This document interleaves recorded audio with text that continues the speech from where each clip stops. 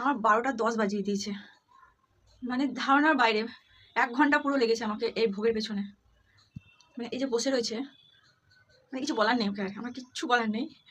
মানে প্রথম কথা যে আজকে এমনিতে আমার দেরি হয়েছে, তারপর এসে আমি স্নান করেছি, স্নান করার পর মা ঠাকুর করে কিছু করতে পারিনি, সে আমাকে এসে ঠাকুর করে পরিষ্কার আর সমস্ত কিছু করতে হলো, যেহেতু আজকে বৃহস্পতিবার আমি এসে পরিষ্কার করে যাওয়ার পর আমাদের ভোগটা বসাবো, মানে পরমান্নটা বসাবো।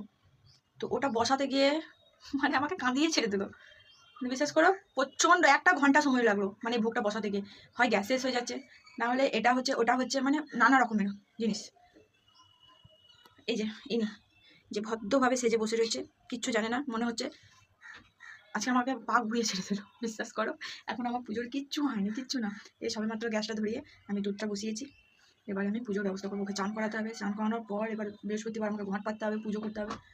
ও আর পারছি না আমি, 2টো বেজে গিয়েছে আমার পুজো করতে করতে, আজকে 4টে বেজে, আমি আর পারছি না।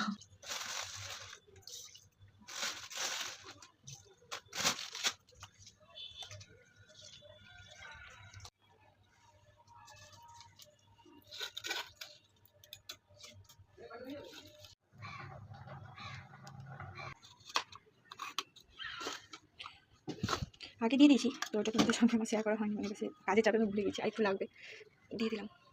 তো আমি এখানে গ্যাসটা বন্ধ করে দিয়েছি, এবার একটু গোটা লাগবে, ওটা দেওয়ার পর একটু রেখে দেবো, মুখটা চাপাবো। এখানে আমাদের হয়ে গেছে, এখানে আমি গোপালের জন্য তুলে নিচ্ছি।